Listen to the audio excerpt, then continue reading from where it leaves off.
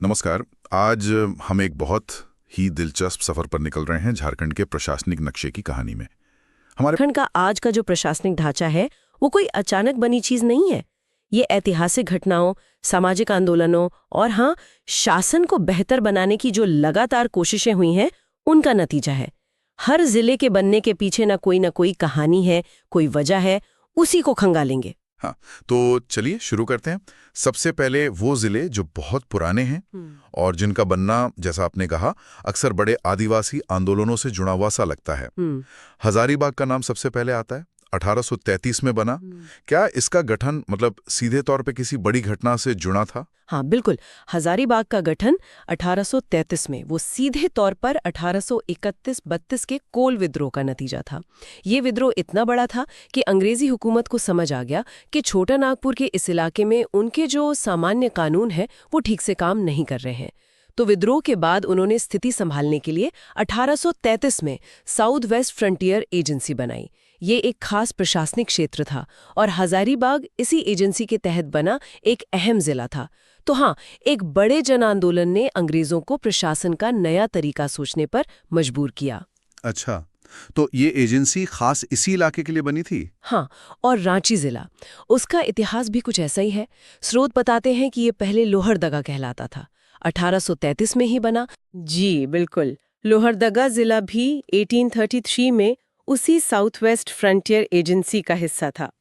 काफी समय तक इसका हेडक्वार्टर लोहरदगा शहर ही रहा, लेकिन धीरे धीरे पास का जो रांची गांव था उसका महत्व बढ़ने लगा एडमिनिस्ट्रेटिव सेंटर के तौर पर, तो हेडक्वार्टर वहां चला गया। और फिर फाइनली 1899 में जिले का नाम ही लोहरदगा से बदलकर रांची कर दिया गया। अच्छा, तो नाम और मुख्यालय भी बदले। हाँ, प्रशासनिक सुविधा और शक्ति केंद्रों के हिसाब से। फिर आता है सिंहभूम जिला 1837 में। इसका ताल्लुक हो जनजाति और कोल विद्रोह से बताया गया है और यहाँ एक विल्किंसन रूल का भी जिक्र है। ये क्या था? इसका भी संबंध विद्रोह से था। हाँ, सिंहभूम का मामला भी काफी जुड़ा हुआ है। कोल्हान का जो इलाका था जहां हो जनजाति का दबदबा था, वो कोल विद्रोह का एक बड़ा सेंटर था। विद्रोह दबाने के बाद अंग्रेजों को लगा कि यहाँ भी सामान्य नियम नहीं चलेंगे, तो कैप्टन थॉमस विल्किंसन थे उस एजेंसी के एजेंट। उन्होंने हो लोगों की जो पारंपरिक शासन व्यवस्था थी, मानकी मुंडा सिस्टम। मानकी, हाँ सुना है। हाँ, जो गांव के मुखिया मुंडा और फिर कई गांवों के समूहों के प्रमुख मानकी पर आधारित थी, उसको समझा और उसी आधार पर कुछ आसान से नियम बनाए। उन्हीं को विल्किंसन रूल कहा गया। और इसी सुधार के तहत 1837 में कोल्हान को एक अलग सरकारी एस्टेट बनाया और पुराने सिंहभूम जिले को ठीक से ऑर्गेनाइज किया। यानी विद्रोह के बाद सिर्फ दबाया ही नहीं बल्कि लोकल सिस्टम को समझकर एडमिनिस्ट्रेशन में शामिल करने की कोशिश भी हुई। इंटरेस्टिंग। अब दुमका की बात करते हैं। 1855 में गठन हुआ, संथाल विद्रोह के ठीक बाद लगता है। सिद्धू कानू का नाम भी जुड़ा है इससे। वो बहुत जबरदस्त था। वजह वही थी, अंग्रेजी शासन, जमींदारी, महाजनी शोषण। विद्रोह के बाद अंग्रेजों को संथालों की शिकायतों पर ध्यान देना ही पड़ा। नतीजा ये हुआ कि 1855 में एक्ट 37 पास हुआ। इसके तहत भागलपुर और बीरभूम जिलों के जो संथाल बहुल इलाके थे उनको काटकर संथाल परगना नाम का एक नया नॉन रेगुलेशन जिला बनाया और दुमका को उसका हेडक्वार्टर बनाया गया। तो यहाँ भी एक बड़े आदिवासी आंदोलन ने सीधे सीधे एडमिनिस्ट्रेटिव मैप बदल दिया। तो ये शुरुआती दौर तो साफ दिखाता है कि कैसे जन आंदोलनों और प्रशासनिक पुनर्गठन में एक गहरा रिश्ता था। अच्छा, इसके बाद पलामू 1892 और फिर धनबाद 1956 भी बने। धनबाद का बनना क्या किसी आंदोलन से जुड़ा था या कुछ और वजह थी? पलामू तो पहले लोहरदगा का सब डिवीजन था, उसे 1892 में अलग जिला बनाया गया। धनबाद का मामला थोड़ा अलग है। ये 24 अक्टूबर 1956 को बना, आज़ादी के बाद जब स्टेट्स रीऑर्गेनाइजेशन कमीशन की सिफारिशें लागू हो रही थीं। तब का मानभूम जिला बहुत बड़ा था, तो प्रशासनिक सहूलियत के लिए उसे बांटा गया। उसी से धनबाद जिला बना, खासकर वहाँ के कोल माइनिंग एरिया को देखते हुए। तो यहाँ वजह एडमिनिस्ट्रेटिव कन्वीनियंस और इकोनॉमिक इम्पोर्टेंस थी। ठीक है, तो ब्रिटिश काल और उसके बाद कुछ बड़े जिले बने। वजह कभी विद्रोह, कभी प्रशासनिक जरूरतें। लेकिन कहानी आगे बढ़ती है। झारखंड राज्य बनने से पहले भी जिलों का पुनर्गठन जारी रहा। लगता है 70s और 80s में काफी तेजी आई इसमें। क्यों? इस दौर में इतने बदलाव क्यों हुए? हाँ, 70 और 80 का दशक बहुत अहम था डिस्ट्रिक्ट रीऑर्गेनाइजेशन के लिए। मुख्य वजह थी बढ़ती आबादी, विकास की जरूरतें और प्रशासन को लोगों के और करीब ले जाने की सोच। पुराने बड़े जिले संभालना मुश्किल हो रहा था, डेवलपमेंट स्कीम्स नीचे तक नहीं पहुंच पा रही थीं, इसीलिए बड़े जिलों को तोड़ने का सिलसिला चला। छोटे, ज्यादा मैनेजेबल जिले बनाने की लहर थी। इस लहर के कुछ मुख्य उदाहरण? जैसे 1972 में गिरिडीह बना। जी। 4 दिसंबर 1972 को हजारीबाग जिला काफी बड़ा था, उसी से काटकर गिरिडीह जिला बनाया गया। करीब 19 ब्लॉक्स थे उसमें तब। ये तो बस शुरुआत थी। फिर 80s में तो जैसे एक के बाद एक जिले बने। हाँ, स्रोत बताते हैं कि संथाल परगना और रांची दोनों बड़े जिलों को इस दशक में बांटा गया। बिल्कुल। पहले संथाल परगना को देखें, 1 जून 1981 को देवघर जिला बना 10 ब्लॉक के साथ। फिर 1983 में 2 और जिले, 17 मई को साहिबगंज 15 ब्लॉक और 25 मई को गोड्डा 9 ब्लॉक। यानी एक बड़े जिले से 3 नए जिले एक ही साल में लगभग। हाँ, और उसी साल 1983 में ही रांची जिले का भी विभाजन हुआ। 17 मई को लोहरदगा जिला बना 7 ब्लॉक के साथ। स्रोत में नाम भी हैं कुरु, किस्को, सहना, भंडारा, लोहरदगा, कैरो और पेशरार।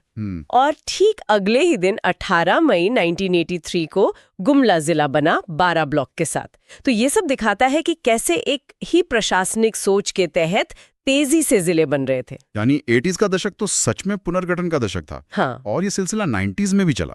सिंहभूम का विभाजन भी इसी दौर में हुआ। हाँ, बिल्कुल। 90s का दशक भी पीछे नहीं रहा।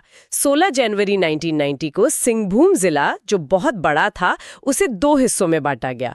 पूर्वी सिंहभूम, जिसका हेडक्वार्टर जमशेदपुर बना, और पश्चिमी सिंहभूम, हेडक्वार्टर चाईबासा। वजह वही, प्रशासनिक सुविधा। और फिर 1991 में एक साथ 3 जिले, बोकारो, गढ़वा और चतरा, ये कैसे बने? हाँ, 1 अप्रैल 1991 को बोकारो जिला बना। इसमें धनबाद और गिरिडीह दोनों जिलों से कुछ हिस्से लिए गए, कुल 8 ब्लॉक। अच्छा, 2 जिलों से मिलाकर? जी। उसी दिन अप्रैल 1, 1991 को पलामू से 8 ब्लॉक अलग करके गढ़वा जिला बना।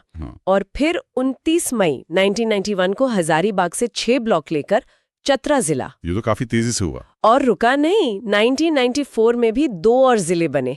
28 जनवरी को साहिबगंज से पाकुड़ 6 ब्लॉक और 10 अप्रैल को हजारीबाग से कोडरमा 6 ब्लॉक। तो आप देख सकते हैं, झारखंड राज्य बनने से ठीक पहले तक छोटे और मैनेजेबल एडमिनिस्ट्रेटिव यूनिट्स बनाने की प्रक्रिया पूरे जोरों पर थी। तो 15 नवंबर 2000 को जब झारखंड अलग राज्य बना, तब तक इन सब बदलावों के बाद कुल 18 जिले थे। लेकिन कहानी यही नहीं रुकी। राज्य बनने के बाद भी ये सिलसिला जारी रहा। क्यों? राज्य बनने के बाद जरूरतें बदल गईं क्या? बिल्कुल। राज्य बनने के बाद नई सरकार पर विकास की उम्मीदों का दबाव था। प्रशासन को और ज्यादा लोगों तक पहुंचाना था, उसे प्रभावी बनाना था। ये माना गया कि कुछ इलाके अभी भी जिला हेडक्वार्टर से काफी दूर हैं या पिछड़े हैं, उन्हें खास ध्यान देने के लिए अलग जिलों की जरूरत है। इसी सोच के तहत कुल 6 नए जिले बनाए गए। संख्या 18 से बढ़कर 24 हो गई। ये 6 जिले कब और कैसे बने? लगता है 2 फेज में हुआ ये। हाँ, पहला फेज 2001 में आया। राज्य बनने के कुछ ही महीनों के अंदर तेजी से 4 जिले बना दिए गए। 4 अप्रैल 2001 को पलामू से अलग होकर लातेहार जिला बना। शुरू में 9 ब्लॉक थे, अब 10 हैं। फिर 26 अप्रैल 2001 को दुमका से कटकर जामताड़ा जिला बना 6 ब्लॉक के साथ। जामताड़ा के बारे में एक इंटरेस्टिंग बात है। स्रोतों में वहां के कर्माटांड ब्लॉक का नाम बदलकर विद्यासागर कर दिया गया। हाँ, ये एक महत्वपूर्ण बात है। जामताड़ा जिला बनने के बाद वहां का कर्माटांड ब्लॉक, जहां प्रसिद्ध समाज सुधारक ईश्वर चंद्र विद्यासागर ने अपने जीवन के आखिरी साल बिताए थे, हाँ, उसका नाम उनके सम्मान में विद्यासागर कर दिया गया। ये दिखाता है कि कैसे प्रशासनिक पहचान के साथ साथ सांस्कृतिक और ऐतिहासिक चीजों को भी जोड़ा जा सकता है। ये वाकई एक अच्छा उदाहरण है। और 2001 के बाकी 2 जिले कौन से थे? 30 अप्रैल 2001 को ही 2 और बने। गुमला से अलग होकर सिमडेगा जिला 10 ब्लॉक के साथ, और पश्चिमी सिंहभूम से अलग होकर सरायकेला खरसावां जिला। शुरू में 8 ब्लॉक थे। तो ये 4 जिले 2001 में राज्य बनने के तुरंत बाद बने। और फिर आखिरी 2 जिले 2007 में बने, जिनसे आज की 24 जिलों की संख्या पूरी हुई। जी। राज्य बनने के लगभग 7 साल बाद 12 सितंबर 2007 को 2 और नए जिले बने। रांची जिले से खूंटी जिला बना 6 ब्लॉक के साथ। ये बिरसा मुंडा आंदोलन का केंद्र रहा है, तो इसका अपना ऐतिहासिक महत्व भी है। बिल्कुल। और उसी दिन हजारीबाग जिले से रामगढ़ जिला बना। शुरू में 4 ब्लॉक थे, अब 6 हैं। ये इंडस्ट्रियल और स्ट्रेटेजिक लिहाज से इम्पॉर्टेंट है।